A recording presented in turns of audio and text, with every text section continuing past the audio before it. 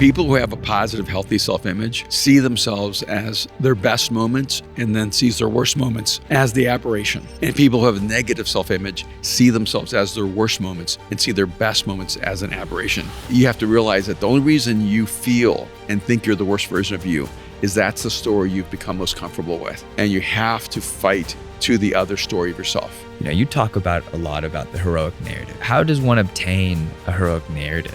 Yeah, I think the simplest answer to that is when you... My name is Aaron McManus, and you are listening to Mind Shift, and I'm here with my dad, Erwin Raphael McManus. How are you this morning? I'm doing good. I'm doing good right now. This is earlier than we normally film. It is. It is. You have to adjust to the life. Yes, I was surprised when I got your text early this morning going, I'm going to be there 20 minutes earlier than I said I was. Actually, I think I said I'm going to be there like an hour earlier than I said. But, yes. Yeah. But we're here now. Yeah. I've been dealing with these migraines, and so I'm trying to figure out the rhythm when I have high energy, high octane, and no pain. And so we're having to shift things earlier so that I can get my work done. Yeah, that was a nice statement for saying he doesn't feel like trash in the mornings. So he's trying to get us going earlier than normal. Yeah. How are you? I'm doing great right now, and I just love every great moment. Yeah. Well, if you're doing great, then you are a liar. I said right now. Yeah, right moment. now. I guess it's true. I wasn't really giving you timeline parameters, but it's been one of probably the worst weeks of our life. I've had a pretty rough 40 days that is tied into a rough 6 months. Yeah. And so I'm just plowing ahead, working ahead, and I was going to try, the positive spin is it's just always amazing to see how much you can actually take. Yes, I did. I think keep moving forward. I think I called you yesterday and said, do you ever feel like there are days where you're ready to give up? And you were like, yeah, of course, all the time. And, I think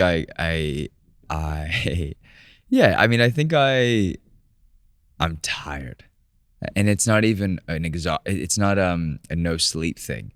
I'm still sleeping. Yeah. Well, I think we're at the low end of affirmations. The affirmations were, I'm awesome, I can do this, I can change the world. Right now, the affirmations are, I can make it through the day. No, my affirmations are, you're still breathing. You still can use the restroom. You can get out of bed. You can get out of bed. No, I think I walked into the office yesterday for all of 20 minutes and then walked right back to my car and went home. But I would say, what? Should we talk through some of the specifics of why this past weekend was so rough for you? No, I don't know. I don't know if I want to give it that much oxygen. Okay. Well, one thing we can do is we can dive in. But we can if you want to. And well, I thought which direction do you want to go? It wouldn't hurt. It wouldn't hurt to address what happened with what AI. Austin did to me. Well, it's AI, not artificial intelligence, but Austin intelligence and artificial intelligence. Okay. Because it was a computer technology mistake that just didn't get caught by a human. Okay, so I woke up Friday morning. Given it's been one of the hardest months that for me in my life. And then waking up Friday morning and I had to have had a few hundred DMs, but I don't really get the notifications. So then I was getting text messages from friends being like, hey man, I hope you're doing well. And it was just very innocuous, but from friends, like, I would say that, most of my friends in LA are married or have kids. So, the guys I keep up with around the world, or maybe more of my friends that are more in my same season of life, but I was getting texts from, something's going on when you get texts from your married friends who have kids in other states, but like at 5 a.m, my time, because that means that they've already been up and listened. And so I just knew something was off, but I couldn't figure out what it was. I got one DM from a very nice person that said, it's not the coming out I expected. And I'm going, what are you talking about? Who was that? It was just... Tell me, we'll bleep their name out. Oh, no, I don't know them. They were very sweet. They were, saying they listened to the podcast. Yeah. And it wasn't what the AI said. And they said it wasn't coming out for Aaron that I expected. And I thought, and I just said, what are you talking about? Like, I didn't know. Was this over DM or text? DM. Okay, yeah. Yeah, and so I had no idea what was going on. Yeah, so then obviously I have the Mindshift Pod Instagram on my phone as well, but none of the notifications go to my phone. Like I don't like that much, and I don't want to be on it that much. So then I get a DM from a wonderful person who listens, and it wasn't from them. It was from their wife's account. But I don't know them. So, I know that they listen to the pod. And so, because I couldn't quite figure out like what was going on. And so then it said, hey man, I'm on my wife's account because I don't have Instagram, but I listen to your podcast every week. Longtime listener, like very positive message. And then says something along the lines of, just maybe I think you guys are using AI to write your descriptions, your episode summaries. And it says that you're coming out as gay. And in that moment, my heart sank, because then all of the text messages made sense. Like, I support you, man. I'm here for you if you ever need to talk. Like, and I just felt, maybe, how you get texts and on any other day that would have been nice, but I just knew it wasn't nice. I knew there's something off.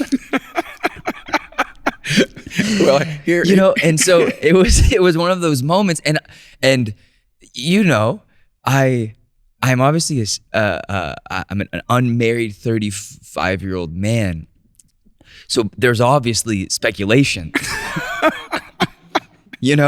So then I can't remember which came first, but I think I sent the screenshot to Austin, which is usually what I do. Hey, help. And then he responded with, yeah, I'm so sorry. Like I got a message as well early morning. I fixed it. It's changed, blah, blah, blah. But the way it works. So basically AI summarized the episode. I said I was making a joke about coming out about something. I'm not sure what I said. Right. But I made the joke of I'm coming out. And then AI just outed me out the closet and really took a leap of faith there. And I thought it was interesting. But yes, because it's clear that AI is informed to go to the left of culture. So I called you and I asked this question: does AI have an agenda? And I said, absolutely. Break it down. First of all, just from my own context, Thursday night, I'm in the ER. Friday, you say that so flippantly. This is what I'm dealing with, folks. If you're listening, sitting back, maybe you're having a nice matcha or a coffee, maybe you're on a run or a drive with your children. Hey, maybe you're just living your life. This is what I'm dealing with. It's no big deal. My 65-year-old man son. So Friday, I'm back in, medical stuff. Medical stuff. I get a text in the middle of the night saying, your father's in the ER. What do you mean the ER? And then, no. Here's how crazy this night was, because you're texting me, hey bud, how you doing? Like nothing's wrong. Then the family chat is, dad's in the ER. And then Mariah's chat with me is, what's going on? And then mom's chat with me is, your dad's really sick. And then dad's over here going, oh, I just watched this great TV show, you should check it out or something. Something so random and innocuous. Like, I care about what you're watching about when you're in the ER. But anyway, I'm just saying, no, the only reason I'm saying that is that all this is happening when I'm completely offline. I'm unaware that this is happening. I'm just trying to make it through that day. And so then when I find out, it's already gone viral. It's already out there that you've come out of the closet as gay. No, but you took it back to Thursday night. You said something Thursday night. You were in the ER. And then the next day, I was still recovering from a massive migraine, crisis. So I didn't know what was going on. And so when I finally turned my phone on and I'm getting these, little statements on DMs, but nothing negative. What I thought was amazing, was you were flooded with people. There was more. It made me nervous how many people responded. I was like, were people expecting this? Was this preloaded? Was this like Kendrick Lamar and Drake? This guy already had tracks ready to go? First of all, I think it's important to say that you had a massive response of people who just absolutely love you. Yes. They would support you whatever you came out and said about your life. I don't know. Well, there's some amazing people who listen to this podcast. Yeah. And so I just want to shout out to everyone who was just incredibly supportive. And fortunately, Aaron did not need that support. Why are we thanking people for supporting my not real coming out? Yeah. But secondly, it's so clear that AI is inputted with an agenda. And it's listening for cue words. And I think early on, some of the things I thought were fascinating is that if you asked it to generate something around Jesus, it would say it's not allowed to create controversial content. But if you asked it to generate things about Muhammad or Buddha, it was completely able to do that. And so we have to remember, AI isn't a computer thinking. AI has to be prompted by a human. It's just prompted by that human's perspectives, values, agendas. And so when you use the phrase coming out of the closet, AI immediately added coming out as gay, which I think is really fascinating when you think about the fact that humans fill in the gaps of each other's conversations. We're always assuming things about what the other person is saying or meaning or intending. And that's where there's such a breakdown in human communication, right? Our ability to communicate to human beings is really deteriorated when we're reading between the lines rather than asking, what does your line mean? And now we're seeing that AI is massively reading in between the lines. But those lines, the space between the lines is being filled by the agenda of the people prompting it. And so there's no way listening to the podcast that an artificial intelligence would naturally leap to that conclusion because that data wasn't there. So what you can know is that artificial intelligence is not summarizing data. It is interpreting data and making leaps of,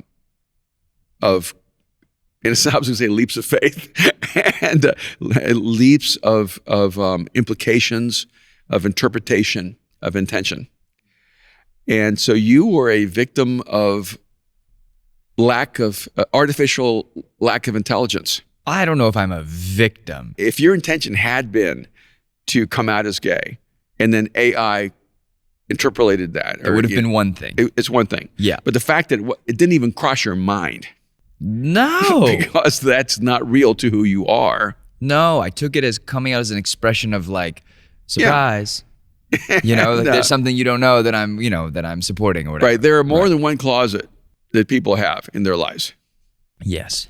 And to act as if there's only one closet and is a really narrow-minded conclusion.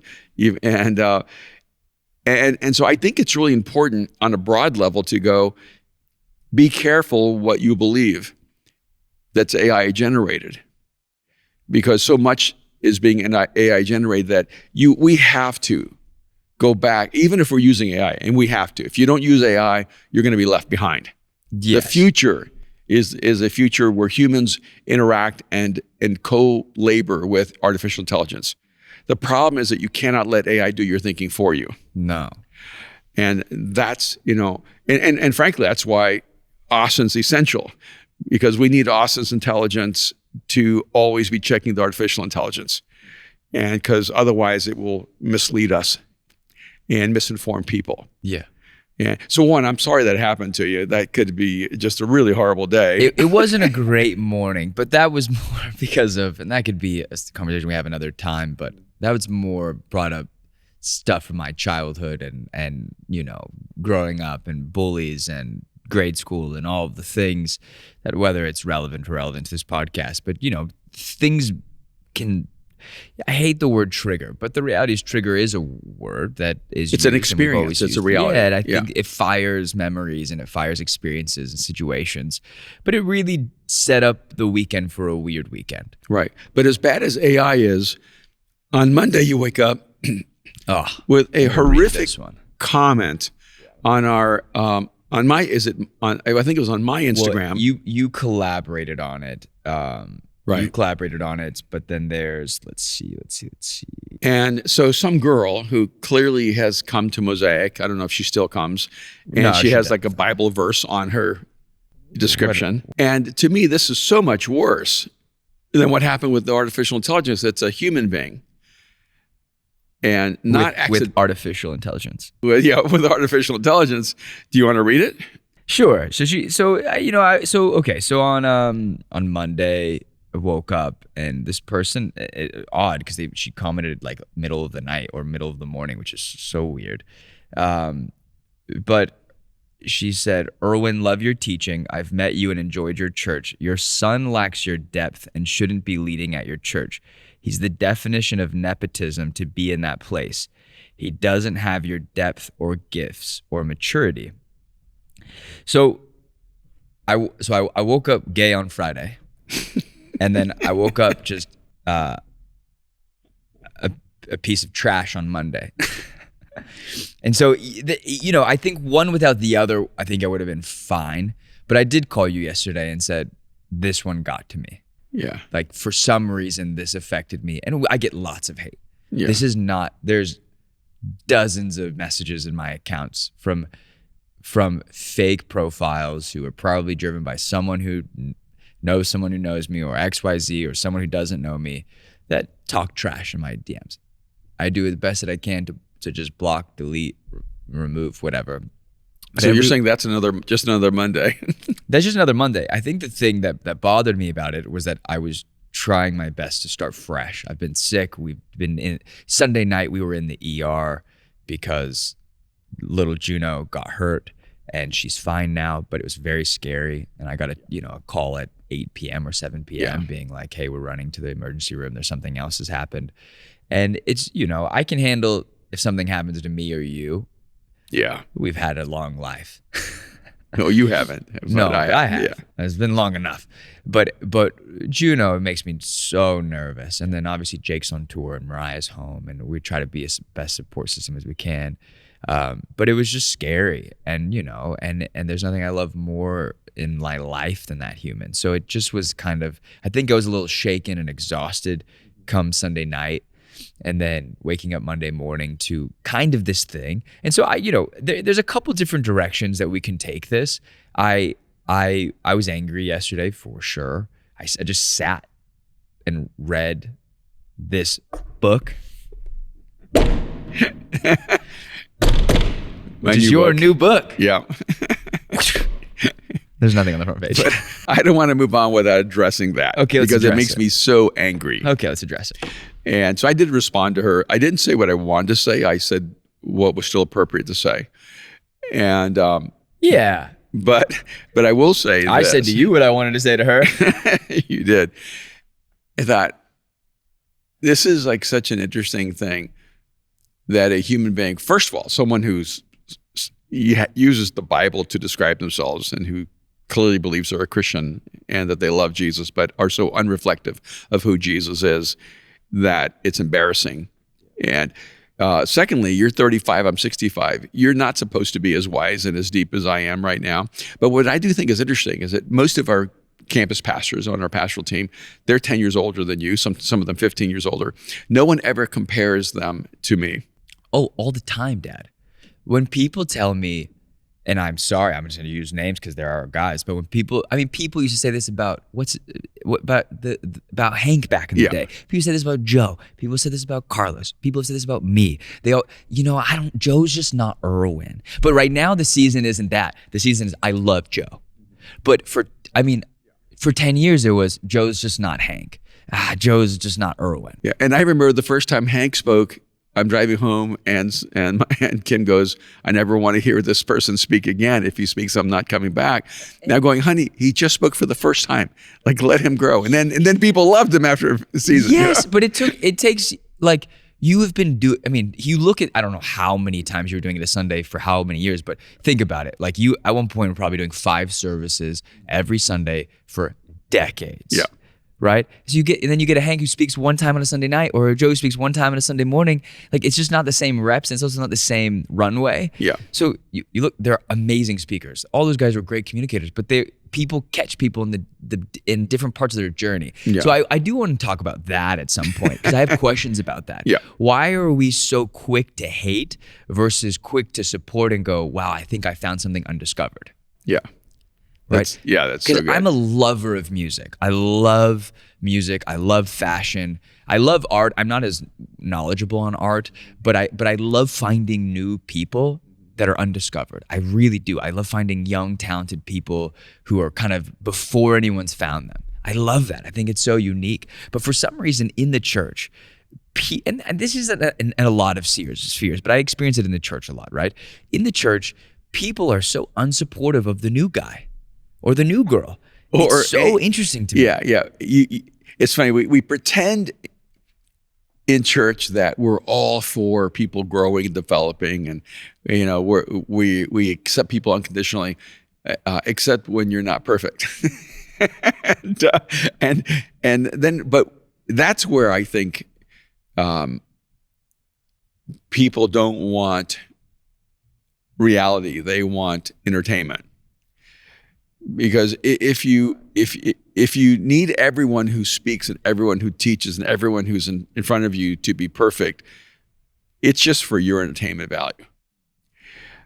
And I come and I sit under every single person who teaches, and I learn something every single time.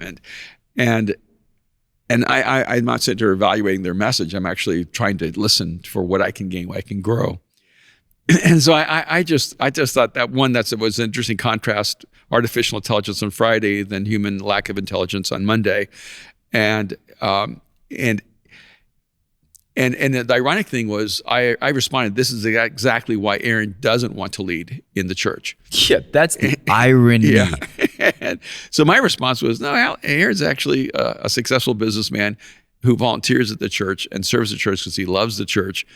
And if you ask anyone on our team, you're the most natural strategist on our entire team, volunteer or paid.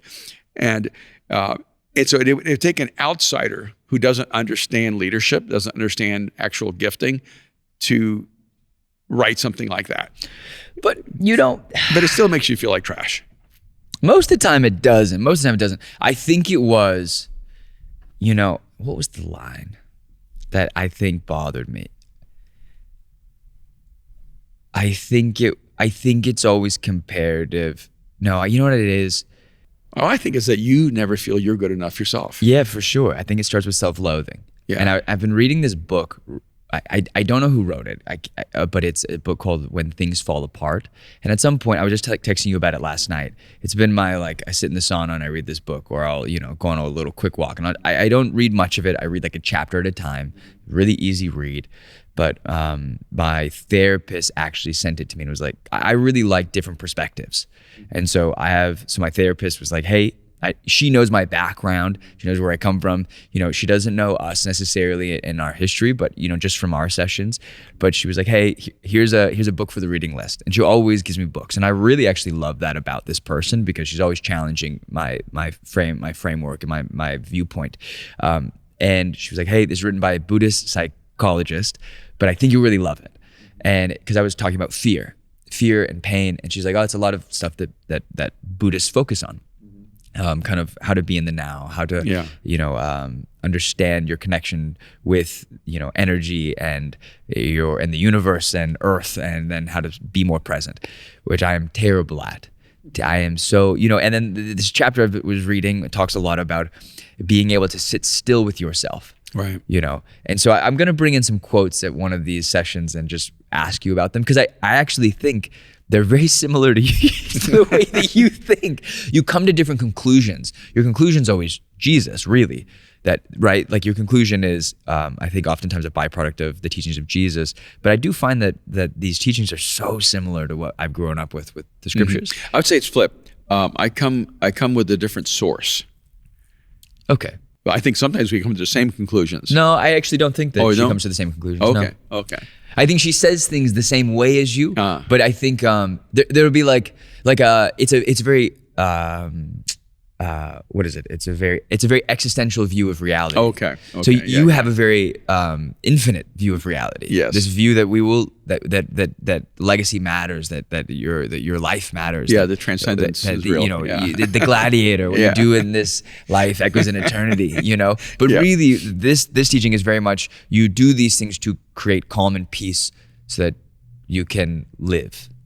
and be. Yeah. Versus do and have purpose. You know, like I think that's where you're different. Okay. Yeah. I accept that. Okay. But I knew you were going to disagree because you disagree. I do have a hard time sitting with myself and accepting myself and liking myself. I don't like myself very much. It's something I struggle with. But I have to believe there's lots of people out there that have that same struggle.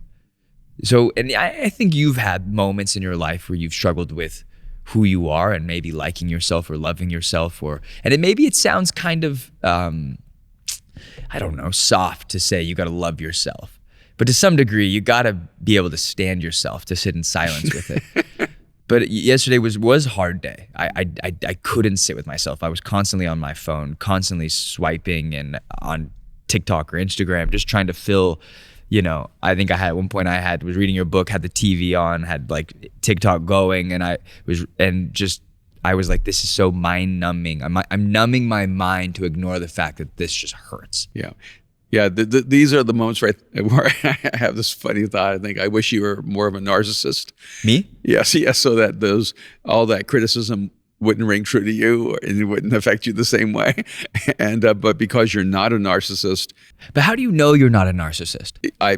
People who are narcissists never know they are. Okay, but okay. Or rarely do. That's not true. No, but give me more. How do I know I'm not a narcissist? And don't placate me. Be mean. Be mean? Well, I think be a little bit under mean. Not quite mean, but a little 2 notches down from mean. I see narcissism mostly as a spectrum.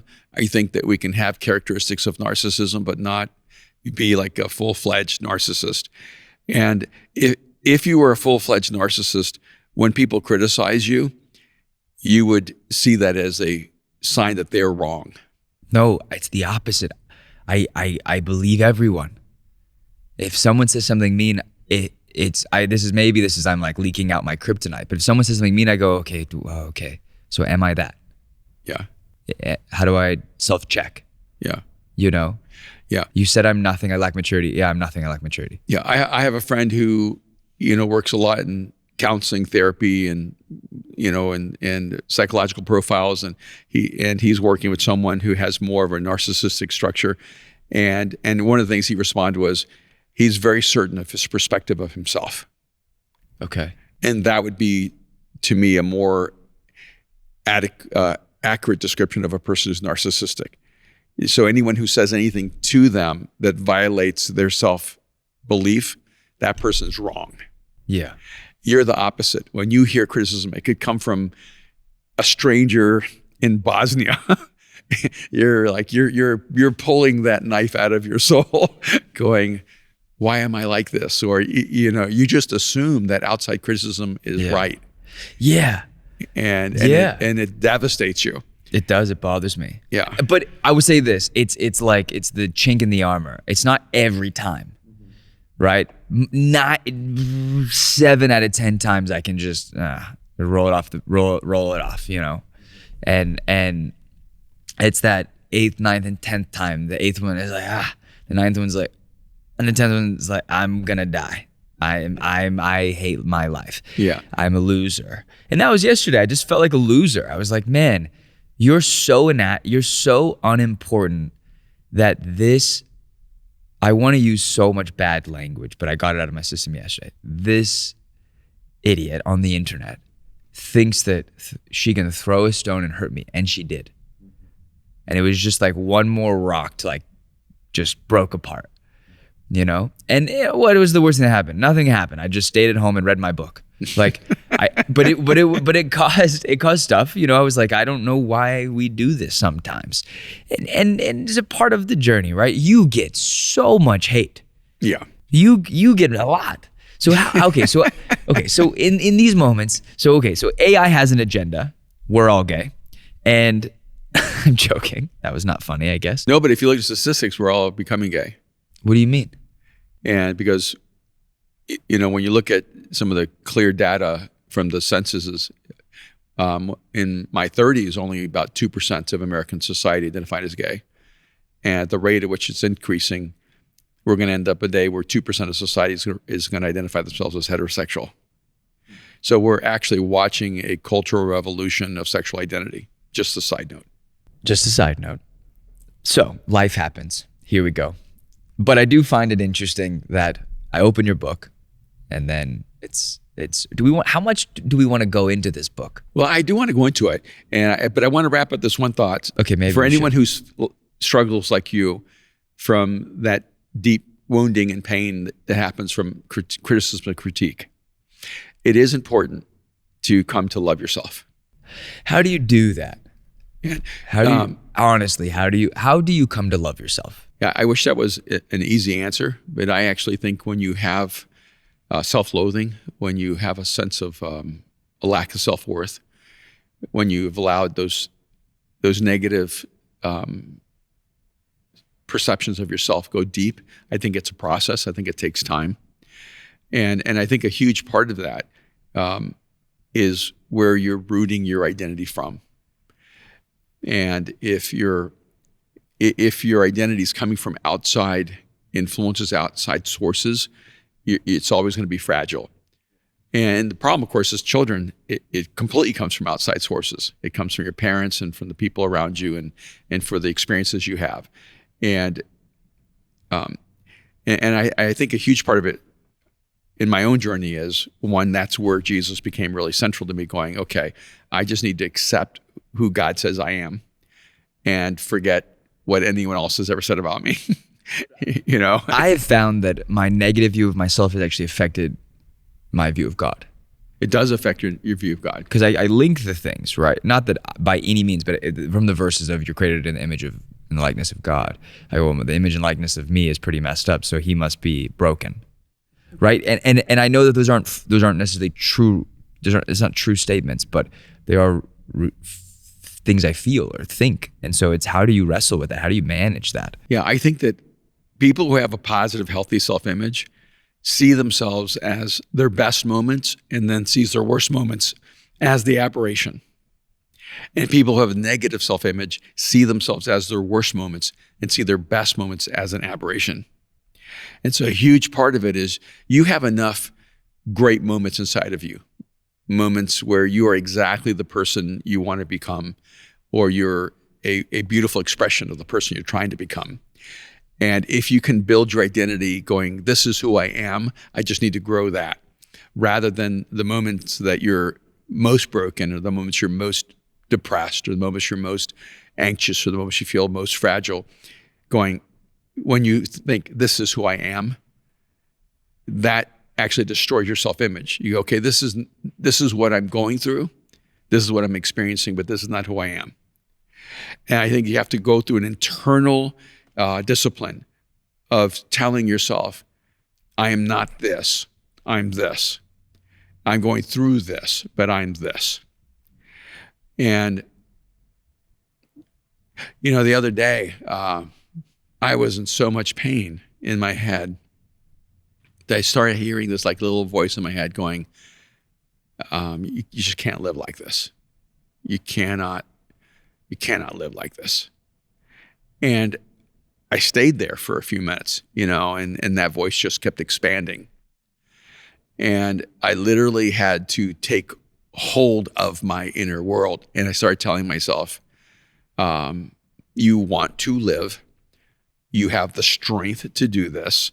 You're going to power through this moment. You're going to come to the other. And I realized that, and it is that adage, I was listening to myself and it was going bad. Yeah, I know that guy. I'm friends with him. And I had to talk to myself, yeah, so that it could start going good. Yeah. And I think that's one of the differences is when you begin to have a positive self-image, a positive identity, when you begin to love yourself, you're actually talking to yourself. You know, you're reminding yourself of who you are in the most positive sense. And eventually it feels natural. At first it feels weird because you don't really believe yourself. Yeah. You go, nah, I'm this guy. I'm the worst version of me. And you have to realize that the only reason you feel and think you're the worst version of you is that's the story you've become most comfortable with. Yeah. And you have to fight to the other story of yourself. And in some sense, that's why when we struggle with our self-image, there's just something powerful about being around someone who believes in you more than you believe in yourself.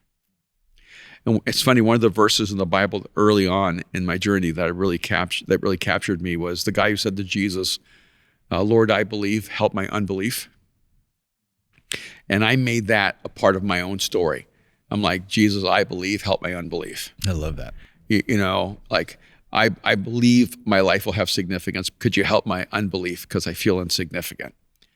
I believe, Jesus, that I'm made whole by you, but could you help my unbelief because I don't feel very whole. I feel very fragmented. And so that statement, I believe, help my unbelief, has been a driving narrative throughout my 40 years of following Jesus, and I think of coming to health in my life. Yeah. Jesus' response was kind of intense to that guy. I don't know if I struggle with unbelief. I've picked my team. No, but you struggle with unbelief about yourself. Of course. And that's where your battle has to be won. Yeah. I think that's where the battle has to be won for so many people. And I think, I'm grateful for every day I get to live. I don't know sometimes it does feel like I'm trapped. There's this phrase. It's kind of crazy that the way that life works. Like it feels. And I was actually going to text you last night and ask you this, but then I was like, this is so out of context. He's going to think I'm crazy. But do we choose? Because I was watching Formula One, watching Drive to Survive, and it was actually it was an old episode around Carlos Sainz and then his dad, Carlos Sainz, and Carlos Sainz Sr. was like a famous race car driver. He said two statements that were really interesting. Or he said one statement that's really interesting. He talked about how he wishes he was invisible. The dad, that he could let his son just live his life without having to deal with the success of his life. And he's like, I've enjoyed my time. I've had my moments. And now I just want Carlos to have his, And it was really beautiful and sincere, because to be a race car driver, there has to be a certain sense of ego and image. And you have to have a high self-belief, because it is you and that road. Yeah. And 12 other, 18 other, 19 other drivers, and you can die. Like, you are risking your life every moment you go out on that racetrack. So for him to say that was really unique. But then I had this other thought of, are we just given this like string, this edge of a string, and we just have to pull to see where life goes, and we don't have an option of other strings? And not that it's decided for us and that it's fatalistic, but that we're kind of set on a path that what will happen will happen. I was reading this book, When Things Fall Apart, and the irony and the weird connection is that I just found this band, and I just found this book. I found this band called Samsara, which is this like New York indie band of these like college kids, and it kind of like reflective of like old alternative rock. And even so, like, they have no followers, and they just DM'd me. It was like kind of funny, but the music's good. Samsara, Samsara. But then I'm reading this book, and I didn't realize Samsara is actually a Buddhist term that talks about like the continuous cycle that you might be stuck in. Oh, wow. And I thought that was really interesting. And there's a more beautiful definition of it. I should look it up, but Samsara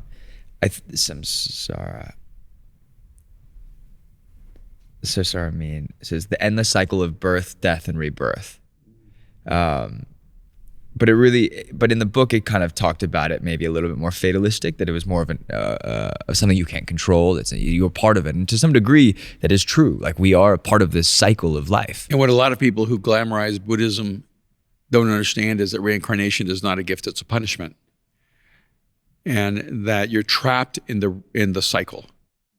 And the whole purpose of dealing with your dharma and karma is to get free of this endless cycle of having to come back over and over again until you're finally at a place of enlightenment where you can break free from the cycle of life, death, and resurrection and maybe reincarnation. That's where maybe that Buddhism is partly true, but not entirely true, because you bring Jesus into that storyline, and he breaks the cycle for you. Yeah. Right.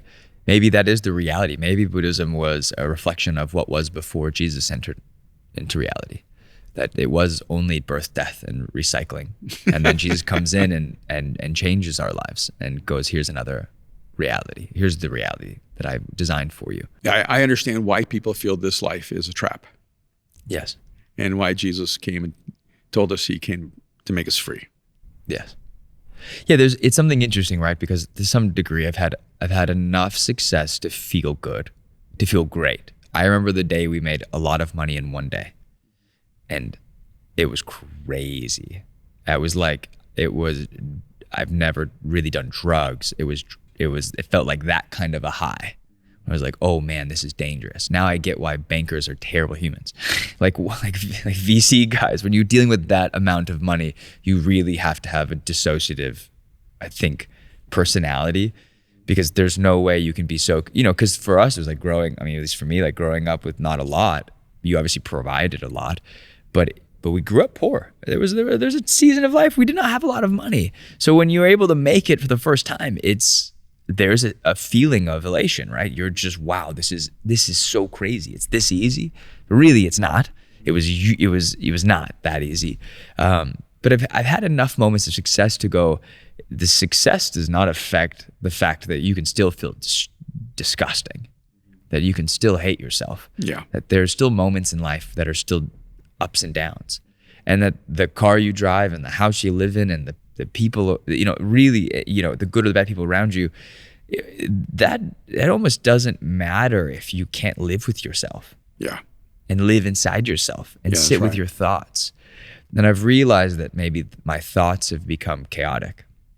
And how do you retrain your mind to focus on the healthy and the beautiful and the good, and how to stick within that narrative of, you talk a lot about the heroic narrative. You have 3 amazing books, Barbarian Way, The Way of the Warrior, and The Last Arrow, that kind of talk about that heroic narrative within all of us. Sometimes I'm like, I don't even know if I know a hero. So how do you, how does one obtain a heroic narrative? Yeah, I think the simplest answer to that is when you just simply choose to live for others and not for yourself. And I think that's the entry level of heroism, is to live a life for others. And when you move out of self-indulgence to service, it changes your narrative in life. Yeah. You may even be doing the same thing, but for such a different reason that it changes you. Yeah. And that's one thing that struck me, is that, you can make a lot of money in a day, and it may come from a good idea, but it doesn't change you as a person. The power of sustained success is that you have to learn how to become a different person, which is why you see so many guys who made a lot of money in their 20s and even early 30s, and then lost all their wealth, lost their marriages, lost their kids, all by 35, 39 years old. And it's because they learned how to make a lot of money, but they didn't create the kind of success that changed them. It was an expression of the worst version of them. And what's interesting to me too is that I watch them in social media tell a different story, but you can tell they really haven't changed. They know they need a different story, but they haven't made the choices to become a different self. And one of the hardest things to have a conversation with when you're friends with them is going, hey man, can you see you're still the same person? You've changed the story because the first story didn't work. And to me, the exciting thing about any ceiling you can destroy, and which would be in some ways be an outcome of success, is the person you're becoming. Like, what's exciting to me is, can I become a person who thinks like this? Can I become a person who changes their internal mindsets and develops the disciplines? And can I become this person? And I think somehow you have to shift your desire for outcome from what I can accomplish to who I can become. And when you shift your outcome goal to who can I become, then what you accomplish isn't the infrastructure of who you are. It's the outgrowth of who you are.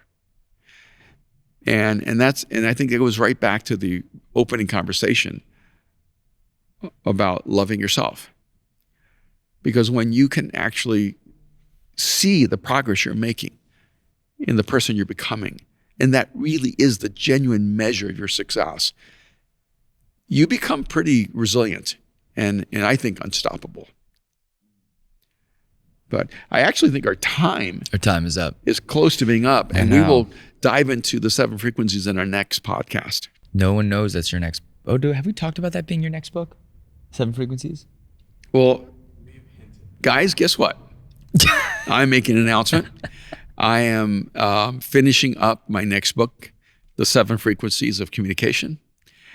It's going to be, I think, in a really exciting journey for all of us.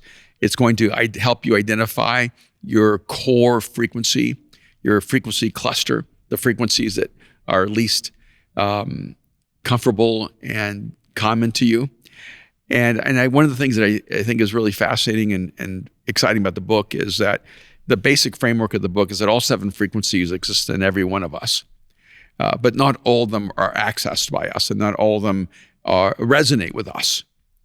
And so a part of the journey I'm hoping in this book is, one, to help people on platforms to be able to communicate with greater depth and authenticity and connection, but also just in everyday conversations and with your husband, your wife, your kids, your friends, your coworkers, to be able to not only understand how you communicate, but to be able to hear people at their frequency and be able to communicate with people on a frequency that connects to them. So I just think this book could be revolutionary in the experience of human communication, which would change everything in life. I love it. I cannot wait. So we have a new book coming, Yeah. and then we will talk all about it on the next podcast. All right. Sound good? Sounds great. Okay. I'll see you next week. All right. Hey, this has been a great conversation. Amazing. Thank you, guys.